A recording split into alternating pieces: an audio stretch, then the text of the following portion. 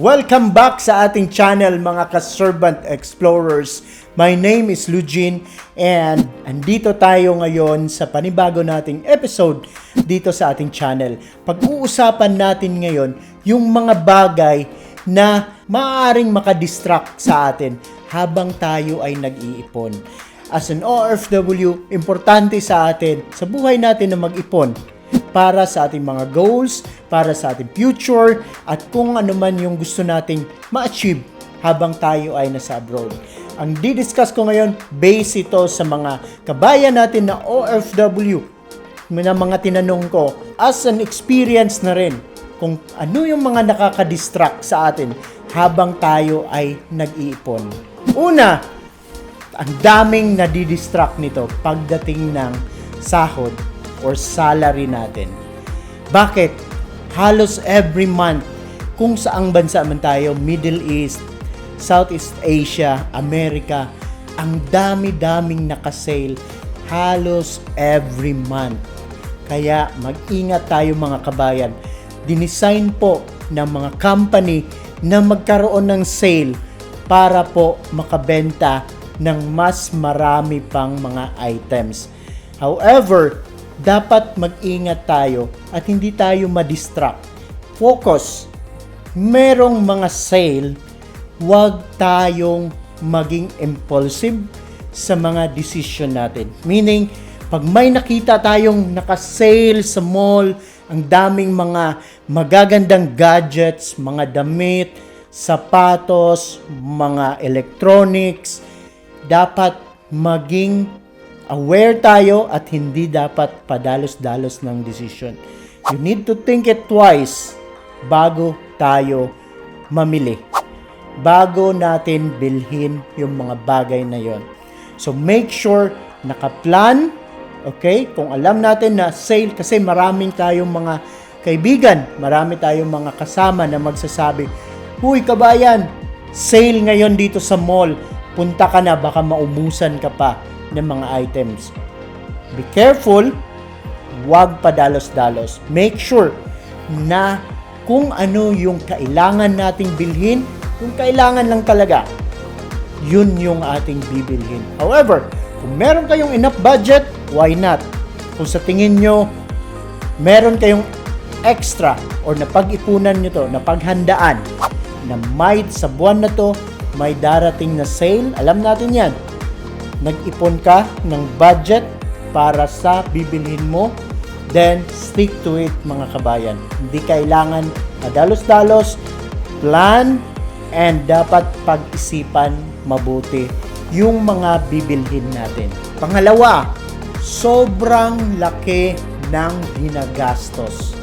Mas malaki pa ang ginagastos mo kabayan kaysa income, kaysa sinasahod mo. Maraming guilty. Ako din, naging guilty ako at some point as an OFW na mas malaki pa yung aking ginagastos, aking binibili, ang daming binibili kasi alam ko kung tayo ay isang OFW at working abroad, accessible lahat, nabibili natin lahat ng madali. Lalong-lalo na pag tayo ay nasa Middle East. Walang tax, mamura yung mga gadgets, mamura yung mga bilihin, and madali lang bilhin. So, ngayon, mag-ingat tayo, make sure na alam natin yung ating mga income, alam natin yung cash flow natin mga kabayan. Alam natin magkano yung isi-save natin, magkano lang yung dapat nating gastusin sa buwan na to, and magkano yung ating gagastusin extra. Wag na wag tayong mangutang or mag-loan para lang mabili yung mga gusto natin kasi usong-uso, kasi may bagong model ang iPhone, may bagong model ang Samsung, may bagong model na laptop. Wag na wag mong gagawin yan. Pag-isipan nating mabuti. Gumastos lamang ng naayon sa inyong budget. Hindi dapat tayo gumastos ng sobra-sobra against or versus sa ating income. Mag-save. Unang-una, mag-save. Pangalawa, yung expenses natin. Yung mga kailangan nating bayaran. Kasama na dyan yung padala. Pangatlo is yung kung ano yung mga wants natin. At make sure na hindi po sobra-sobra at wala na po sa plano natin. Pangatlo, mga kabayan, dapat maging aware tayo at maging disiplina sa pagpapadala ng pera sa Pilipinas. Huwag nating ubusin, huwag natin ipadala lahat. Hindi natin kailangan na ubusin lahat ng mga kinikita natin sa abroad para ipadala natin sa Pilipinas. Alam ko na may tinutulungan tayong family, may tinutulungan tayong mga kaibigan, may tinutulungan tayo na mga kamag-anak. Pero magtira tayo para sa ating sarili, para sa ating future. Mga kabayan, hindi tayo dapat magilty kung hindi natin natulungan ang ating kapitbahay, ang ating kamag-anak. Nakatulong nga tayo naman yung nabaon sa utang sa abroad. Mahirap po maging OFW. Andyan yung homesick, andyan yung kapos sa pera, andyan yung sobra-sobra sa pagtatrabaho. Naintindihan po natin yan.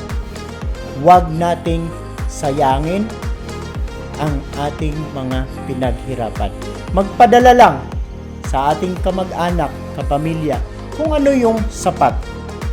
Kasi kadalasan na nangyayari ay naaabuso po ang ibang mga OFW. Kahit yung mga kapitbahay, inauobliga ka na magpadala sa kanila. Kasi minsan, nasasamantala yung iyong kahinaan. Ang iyong kahinaan ay ang iyong kabaitan. So mga ka-OFW, make sure, pag-isipang mabuti, na kailangan mo bang ipadala lahat? Kailangan mo bang ipadalhan tong tao na to? Ano ba ang mangyayari next? Baka naman kasi hindi na siya magtatrabaho. Baka naman kasi aasa na lang siya sa iyo. At wala nang mangyayari sa buhay. So ngayon, magiging burden na sa iyo sa OFW.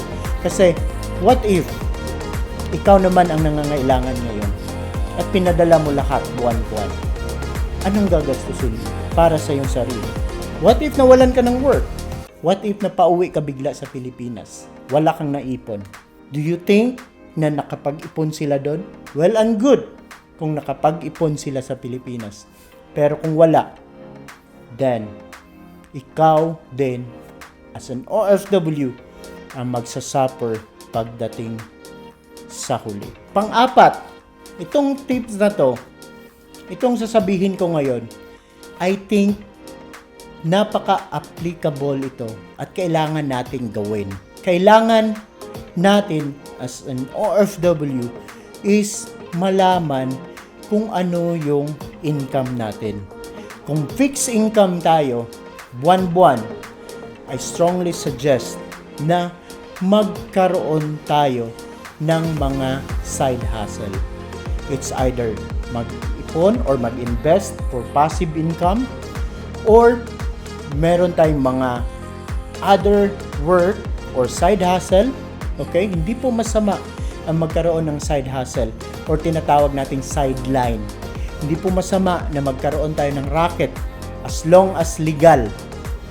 Kailangan po natin, and I really suggest as an OFW, kasi pwede mong sabihin na itong kinikita ko sa racket ko na to, sa side hustle na to, sa sideline ko na to, yan yung iipunin mo, which is hindi mo na-declare sa ibang mga tao, sa mga kamag-anak mo. So sa'yo na yon, and can be your emergency fund. Ngayon, kung meron kang mga extra income, ay mapapabilis ang iyong pag-iipon at magkakaroon ka pa ng additional income at dagdag na savings. So napakaganda po. Alam ko tayong mga Pilipino ay marami tayong mga talent, marami tayong mga skills. Pwede kang mag-vlog, pwede kang photography, pwede kang mag-part-time sa mga catering company, sa mga event. Ang daming mga nag-o-offer as long as legal and healthy and hindi nyo napapabayaan ang inyong mga sarili. Gawin natin yon, extra income. And lastly, mga kabayan, mga ka-servant explorers, dapat magkaroon tayo ng klaro at sakto na mga goals. Ilista natin araw-araw or gabi-gabi or basahin natin kung ano yung gusto nating ma-achieve, ano yung gusto nating marating as an OFW at nasaan na tayo. At pagtatrabahuan natin, nakaipon na ako ng ganito, malapit ko nang ma-achieve ang goals ko. Kasi kung wala kang planning, wala kang preparation, wala kang ginagawa, puro ka lang sana, puro ka lang dreams, puro ka lang hopes, puro ka lang wish, wala pong mangyayari. Lista natin yung mga goals, yung mga gusto nating marating, and pagtrabahuan natin. Step by step, little by little, makakarating tayo dyan. Marami akong kakilala na mga OFW which is proud ako na nag-umpisa lang sa mababa. Ngayon, mga milyonaryo na sa Pilipinas kasi naging disiplinado sila financially at sa sarili nila. Nagkaroon ng business, nagkaroon ng mga extra income, naging matipid, nagsisave, nagkaroon ng mga investment, and naging successful. Hindi po tayo magiging successful kung maging tamad tayo. Tandaan, success po kailangan pong paghandaan. Hindi po nagiging successful na overnight, not unless tumaya ka sa lottery. However, kung tataya ka sa lottery, kailangan mo pa rin ng maraming ticket. Kailangan mo pa rin ng maraming entry para mataas ang iyong probability of winning. So, kailangan din ng madami na kailangan gawin o paghandaan. So, bakit pa tayo aasa doon sa mga lottery? Instant. Lahat po ng instant ay hindi po maganda. So, paghandaan natin, lista natin yung mga goals, alamin natin ano na ba yung ating mga naipon, ano na ba yung ating na-invest. Dapat meron tayong tinatawag na visibility as an OFW. Yun lamang po mga ka-OFW, mga ka-servant explorers. Maraming salamat po. At sana ay nakatulong itong video na to at mai-apply din natin sa ating sarili or mai-share natin sa ating mga ka-OFW. Kung kayo po ay may sinasuggest or meron kayong nasa isip na sa tingin nyo pwede nyong idagdag sa content na to, please feel free na mag-comment sa comment section para matutukan natin or mabasa ng ating mga kababayan. Maraming salamat po. And see you sa ating next episode. Please like and subscribe sa ating channel at i-share na rin. Pahit na rin ang notification bell para updated kayo sa mga bago naming videos. Maraming salamat at mabuhay po kayo mga kabayan.